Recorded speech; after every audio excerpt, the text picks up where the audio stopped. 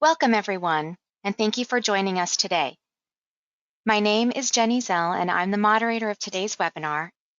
This is the first of 2 training sessions on headless.cms. In today's session, we'll be showing you how to take advantage of all the features of Next.js to build a top-notch JAMstack application that has better performance, higher security, and scales quickly. This webinar will be recorded, and it will be sent out after the webinar is over. We'll also have a Q&A session at the end with our speakers, so if you have any questions during the webinar, please feel free to add them to the chat box as we go along. Today's speakers are Freddie Montes, Senior Front-End Developer, and Ivor Padilla, Front-End Developer, both at dotCMS. And with that, I'd like to pass over to Freddie. Hello everyone, and thank you for joining us today. We're going to be exploring a super fast JAMstack website that we built using dotCMS APIs and Next.js. dotCMS is a hybrid CMS that offers the advantages of a headless with the ease of a traditional CMS, making it ideal for both marketing and IT teams alike. dotCMS offers a huge set of rich features, including drag and drop capabilities, custom layouts, templates, workflows, content types, among others. One of the key features of dotCMS is that it allows content editors not only to edit the content in a page, but also the layout with no code needed. For us, front-end developer, this is really powerful because we can allow marketers to create and edit the page with the layout they need at any time with no extra code from our side. Next.js is a React framework to build fast, static, and dynamic websites. It's the most widely used React framework to date, and it offers pre-rendering, static generated pages, server-side rendering pages, file system-based routing, automatic code splitting, and ready for production and enterprise-graded apps. If you want to know more about Next.js, I really recommend you to visit nextjs.org/learn. This site will guide you through the concept of Next.js with a nice interactive tutorial. We're building an e-commerce website managed entirely with dotCMS. Everything you see from the layout to the content can be modified from our CMS. So as you can see here, we have a fully functional e-commerce website that adds category and have a product listing and have a navigation. So all these pages are built with Next.js, getting the data from dotCMS, the content, the layout, the images, etc. If we go to a product detail page, you can see it's pretty fast. We can go back to the store. We can go to a category. We can filter by tags and go to a product detail page from here. What are we using? Okay, we're going to use dotCMS and its APIs. We're going to use React, hooks, context. We're going to use Next.js, and we're going to use GraphQL. dotCMS Layout API. This REST API enables you to retrieve all the elements of any page in your dotCMS system and include all the elements used to display the page. Includes the site, page, template, containers, content, and of course the layout information, row, column, width, offsets, classes, etc. Now let's go to dotCMS and edit a layout so we can see how the response works. So we have this page that only have one row and one container. Let's go to the layout editor and let's do something more like a typical web page layout. So let's add 3 boxes of 4 columns each. And let's add 2 more of 50% and 50%. Don't forget about the containers. Let's add the default container to all of them.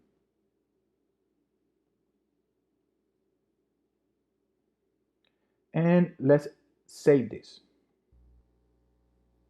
Now that everything is saved, let's go back to edit our page.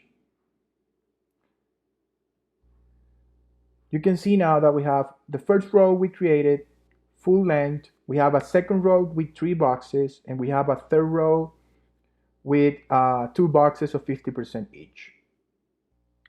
Now, let's see the response API that represents this page.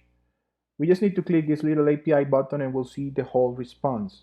It not only includes the layout, but all the information of the page. But for now, let's focus on the layout information.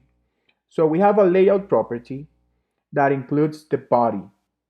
The body is where it's representing all the rows and boxes in the page. So if we go to this page in particular, we can see that our rows array contains 1, 2, and 3 rows. If you expand the first one, we can see that this is the first column that have 100% of width, that have a 12 column width, and that have no offset because it start in the column 0. So you can see that this is our first row right here. Then if we go to the second one, you can see that have an array of boxes, which is 1, 2, and 3. That represents 1, 2, and 3. And the first one, it's 33%, 33%, and 33%. But also they have the columns width, which is 4, and they have offset. For example, the first one start in 0, but the second one start on 4, and the third one start on 8. And that's how we represent rows and columns in a dotCMS page. We have a layout object that we need to turn into a page. The idea is to create all the necessary HTML markup and CSS to render the page accordingly. You can use anything you want: CSS grids, Flexbox, Bootstrap. For this webinar, we use Reflex Grid, a lightweight responsive Flexbox grid with cross-browser support, and of course, React. Now, let's see some code. We create a React component that receive the body property object from the layout. Then we iterate over each row, and for each, we render the HTML we need. In this case, we render a section HTML tag with an ID, and we also are passing the class name that is coming from the row in dotCMS API. In dotCMS, users can create row and add very specific classes for extra styling. Then we create a row container React component that will take the row as prop. And inside this component, we iterate over the columns coming from the row object. And again, we render the HTML accordingly. Then for each row, we create a column container component that takes the column as a prop. In this column container, we can get from the props the column width, the column offset, and the column class, because users can also add classes to columns. And also the containers, which are the dotCMS containers inside this column. Then we can pass to this column component the width and the offset. In this column component, we need to create and pass the class name to the div in order for our CSS framework to render it accordingly. Now that this is all done, let me show you how the result of the tree of React components looks like for the rows and columns on a page of dotCMS. So we have this tree. Basically, we have a layout header and we got the grid.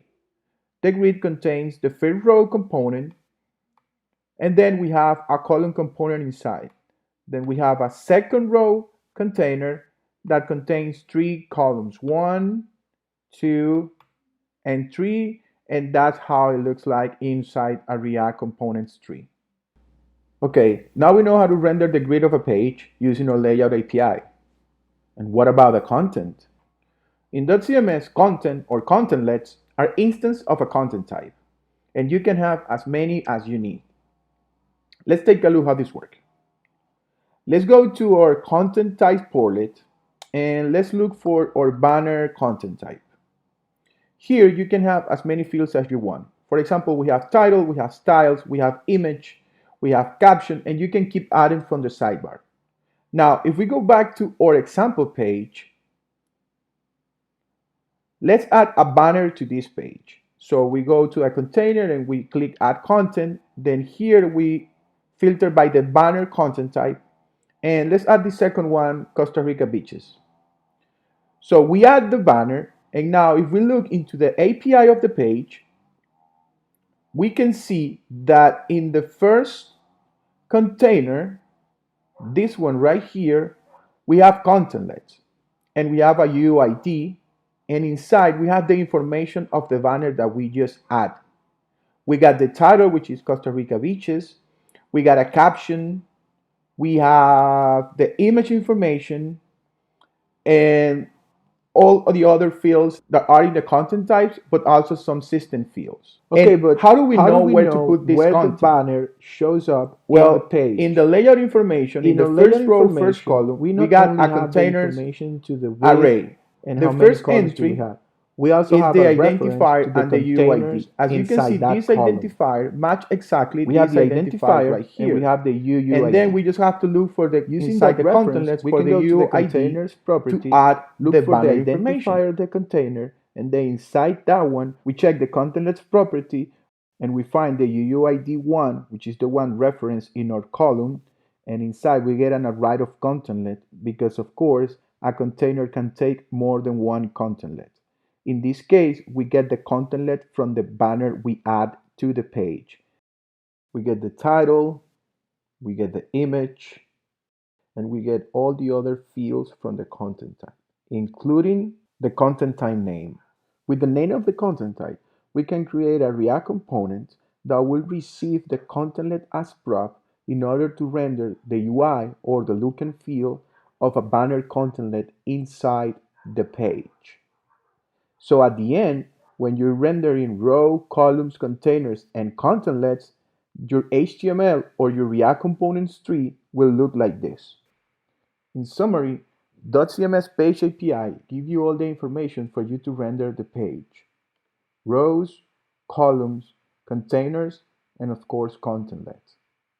With this information, you'll be able to create a React tree of components or any HTML for that matter that you want for render the look and feel of your page.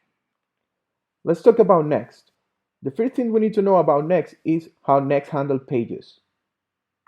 A Next page is a React component exported from a file in the page directory. By default, Next.js pre-render all their pages. This means that Next generates HTML for each page in advance, instead of having it all done by client-side JavaScript. Pre-rendering can result in better performance and SEO. Each generated HTML is associated with the minimal JavaScript code necessary for that page. When a page is loaded by the browser, its JavaScript code runs and makes the page fully interactive. This process is called hydration. Let's say we create an about.js file inside the page folder. Then, to create a page, we just need to create a functional component. It could be functional or it could be a class component, and export it by default from that file. That way, we just create a page in Next. Next.js Routing. By default, each page is associated with a routed based on its own file name. This means that if you create an about.js file inside the page folder, it will be accessible for your server/about. The same result if you create page/about/index.js. Based on this information, I guess the question is popping to your head is, do I have to create a page in dotCMS and in Next? And the answer is no. Page and folder will live in dotCMS, and Next will just fetch it from there in order to render it. And we're doing this because we want to give content creator all the freedom we can. We want them to be able not only edit pages, but also create new ones with no code whatsoever. To achieve this, we're going to use Next.js dynamic route. Defining routes by using predefined path is not enough for this case, because we want to give content creators the freedom of create pages in dotCMS, and we don't have a way to know that pages in advance. To create a dynamic route in Next.js, you just need to enclose into brackets the file name of the page, and then you create the components as usual. Any route, like slash post slash one or slash post slash abc will match the file we just created, brackets pid.js. And the query that we're getting from the use router hook provided by Next.js will hold or will contain the one and the ABC string and will be accessible from within the component. Along with dynamic routes, we'll be using a feature called catch all routes. Dynamic routes can be extended to catch all path by adding three dots to the file name, also between brackets. With this approach, any route like post slash abc, but also post slash abc slash def, etc., will be matched to the file post slash three dots pid.js. And the query object from the router, instead of returning just a string with one segment, it will return an array of a string with any amount of segments you have in the URL. This is the key feature from Next.js that allows us to render any page at any level from dotCMS. We talked about how Next.js pre-rendered all the pages by default, but we didn't say how. Next.js has two forms, static generation and server-side rendering. The key difference is when the HTML for the page is generated. For static generation, the HTML is generated at build time, and it will be reused on each request. In server-side rendering, the HTML is generated on each request. With that in mind, we decided to go with a static generation. Next recommended, the pages in our site don't change that much. Also, when a page changed, we were able to fetch that changed data in the client using dotCMS APIs. And a feature from Next.js, which is still on beta, called incremental static regeneration. We will talk about that when we see the code to generate the pages. To build our pages, we're going to do a three-step process. Number one, we're going to fetch all the pages from dotCMS. We're going to get a list from all the pages in dotCMS. Number two, we're going to use the dotCMS page API to get the page object for each item in the page list. And finally, we're going to generate a Next.js page with the page API object we got from each page on the list. First, let's see the structure of our site in dotCMS. So let's go to the dotCMS portlet browser. And here we can see we have a bunch of folders. We got activities, they have an activity detail page, we have a blog, they have an index and a blog detail page. We got store, which have, of course, an index, cart, and our example page, and then they have a category page, a category folder with other categories with their respective index page. So what we want to do is we want to catch any route in Next, anything. It doesn't matter where it is. We want to catch that in Next because with that route, with that URL, we'll be able to fetch the page in .cms. So to do that, the first thing we need to do is we need to create a catch-all dynamic route in the page folder. We need to create a file that uses the name slug. We need to prefix it with the three dots and enclose it into brackets. And of course, .js as file extension. This file will match any route we throw to it. So a slash store or even slash store slash category slash no, any level, or even a slash destination. So any route we try to go in our Next.js app will be matching this particular file. So we will have one file to rule all our pages. We already talked about how to render a static page and how to show content. You just export the React component on the page file. But what about data fetching? So for data fetching, we're going to use two functions that we need to export from our page file. The first one is named getStaticProps, which is used to fetch data at build time. And the other one is called getStaticPath. In this one, we're going to tell Next which path are they going to render. We're going to get those paths from .cms pages. We just need to export a function inside the page file named getStaticProps. That function should return an object with the props property. That props will be passed to the page component, of course, as props. In the context, we're going to get the route parameter for the page because we're using dynamic routes.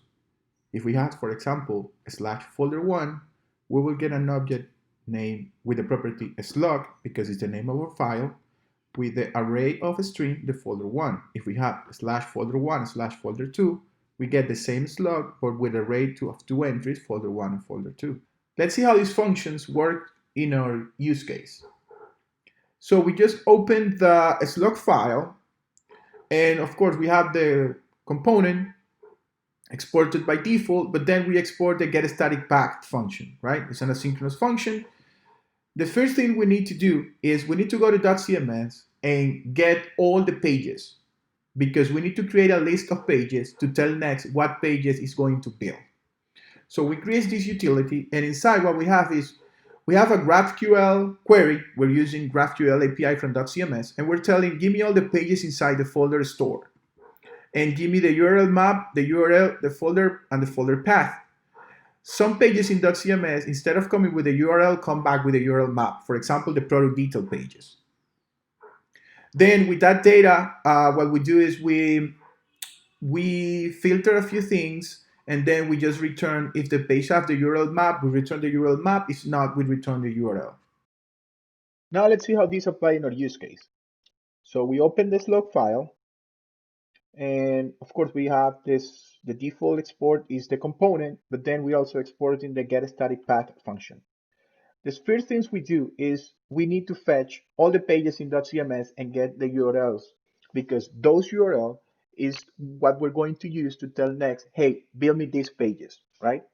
So we create this little utility function, and what we're doing here is we're using the dotCMS API, GraphQL API, and we're telling them, give me all the pages inside the store folder. And we're telling them, give me the URL map and the URL. URL map are for detailed pages, and URL are for regular pages. Then we just return one or the other, right? With that function, we're gonna get an array of URLs, right? An array of paths. But then we need to turn that array of path into a collection of objects with the property params, then a slug, and then the URL itself, because that's the required format for tell Next, hey, build these pages. We do that using this function. We just pass the array, and it's gonna give me back a collection of these objects, right? Then Next will statically generate, in this case, for example, destination /store /store category and so on for all the pages, right? And it's going to use the component, the slug. So to do that, we need to return from this function the path, right? And the fallback false, what it's going to do is if the URL doesn't exist and we ask it to Next, it's going to give me back a 404, right? That's what it does. But, and this is a really important but, if we turn this into true, Next have a special behavior.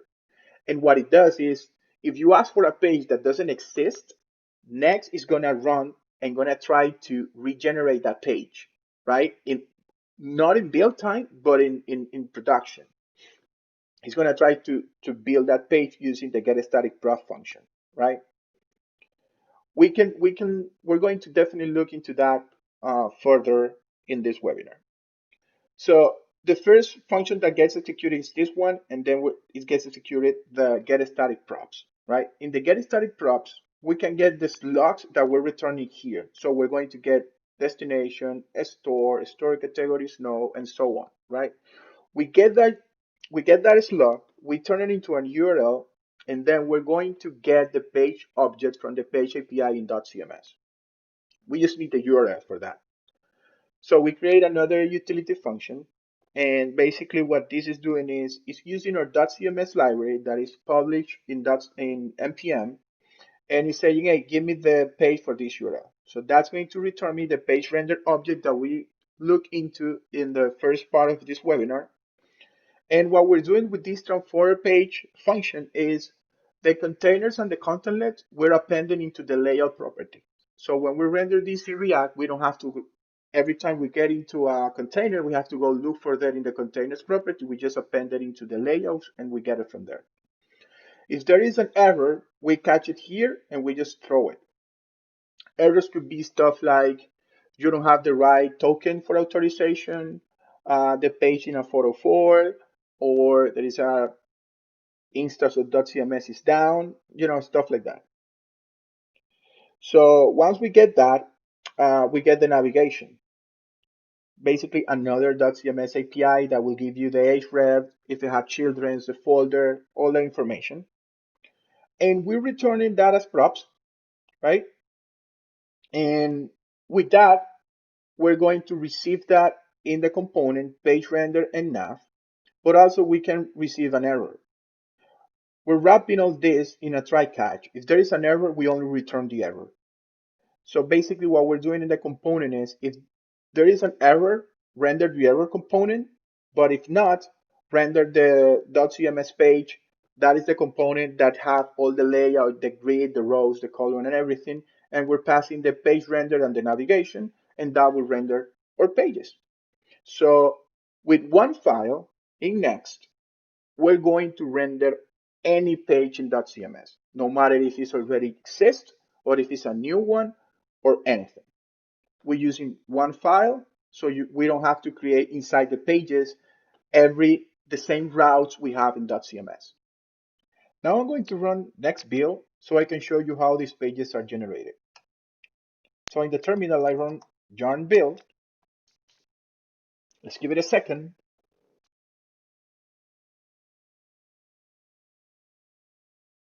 Okay, as you can see here, Next is telling you with this log file, I generate this page, this page, this page, and 66 more paths. And it's telling you with this dot that is automatically generated static and JSON because it used get static props. Now let's run this and see how it works.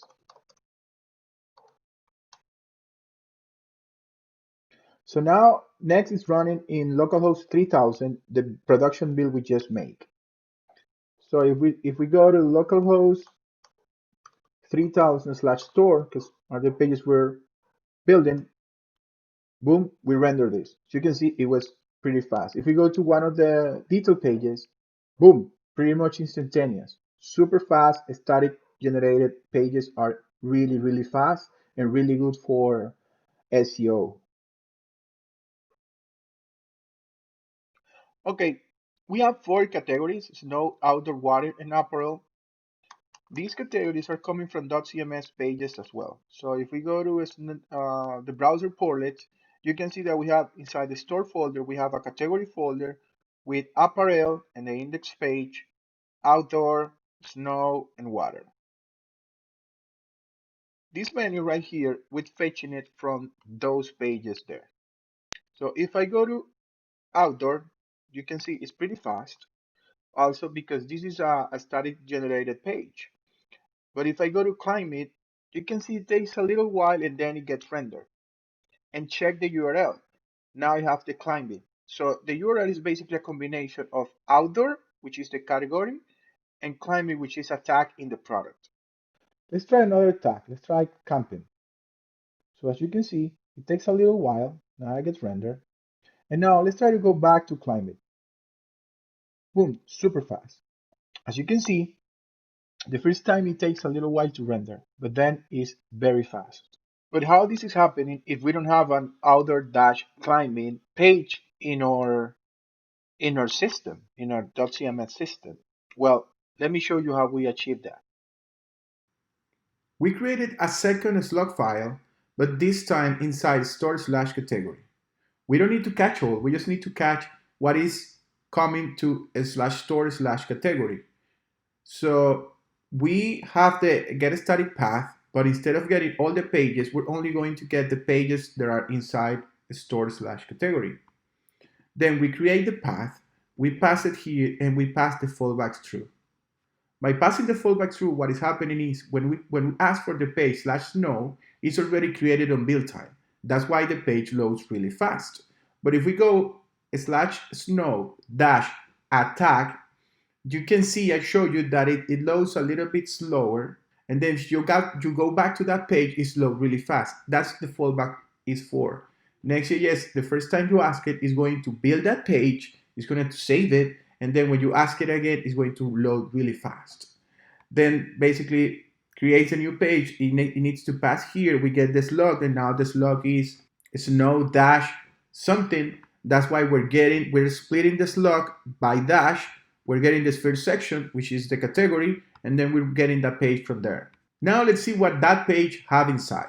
How do we render the product list? So if we go to snow and we open the index, we can see here that we have the banner, which is this banner right here. Well, let's go to snow just to see the same thing. So we got this banner, enjoy winner, right? And we got a product list, which is this section right here. This product list is not a content list. It's a special type of content in dotCMS called widget. And basically you can create it the same way you create a content type. So this widget is named store product list and have some fields like how many items do you want to show, the image width of the product, what type of content you want to show. So let's go back to the index page in the snow. Let's edit this. And we can see here that this is the widget title is snow. We want to show categories. We want to show products for snow. We want to show 10 of them. We want to, the image width, we want to be 250, and the image height, we want to be 250. And we want to show the title, the image, the price, and we want to show tax filter. So what has happened there is that when we start rendering the page, we get into the contentlet, and the contentlet have all those as a props. So if we go to a store product list, which is our React components that map that widget, that content type, inside we got a product list component, and we get the quantity, we get the show tax filter, which has the fields we are passing from here, right? So we got the width and the height. And with this, basically what we're doing is we're creating GraphQL query, right? We're saying, okay, the content type is product because we want to render a product list. The categories are coming here. We're getting the categories. We're passing the categories. And also if we have tags, we pass in the tags. Then we pass that query with the options, and we just print out our product grid. So what is happening here is that because products are items or are contents that can change, it means you can create a new product in the category snow, but we don't want to rebuild the page snow. These sections right here, all this section is fetched client-side using GraphQL. So if you throw new products or you change the name or something right here, these sections will be always up to date. To wrap this up, let me show you how do we map each content type in dotCMS with a React component in Next. So let's revisit this dotCMS page component, right? That it takes our page render object as a prop. Remember that a page render object contains all the page information, which include the layout, the containers, the contentlet, etc. So if the page is a detail page, it will contain this URL map property, right? Like a product detail page will contain this URL map property. If we have that, we render the single page component. But if not, it means it's a regular page, like a category page, it renders the layout grid. So inside a layout grid, we start iterating over the rows in the body, and for each row, we render a row container. So inside the row container, we iterate over our columns, and for each column, we render a column container component. Then inside the column container component, we iterate over the containers, and for each one, we render this contentlet container component. Then inside the contentlet container component, we get all the contentlets, right? And we iterate over them and start rendering this contentlet component. At this point, this contentlet object is the content information itself. It's the instance of the content type, right? It could be a product, it could be an event, a news item, it could be a widget, right? A dotCMS widget. So with that, we pass that as data and we get it here in the contentlet component. We have this util get component function, right? Where we pass data.content type. Data.content type is the name of the content type, right? It could be product, it could be news item, whatever you create in .cms as a content type. So if we open this, what we have here is we have a map of the components, of the React components we create for each content type, right? For example, we have the banner one. So the banner one receive the fields from the banner, right? The button text, image, caption, link, text color, title, etc. And with that item, with that properties, it start rendering, right? So if we have a title, we render an H1 with a title. If we have a caption, we render a paragraph with a caption. If we have a button text, we render the button with the text and the link, right? If we have an image, we render the .cms image component, right? So here, if the content type is banner, what this function is going to return is the banner component, right? So in contentlet, this component here ends up being a banner component. And that's how we map each content type in .cms with a React component in Next in order to render those components and make it look really nice in a page. We're going to open up for questions now. Thanks for joining this training. We hope it was helpful. Please reach out to me if you would like to discuss and schedule a tailored training for your team.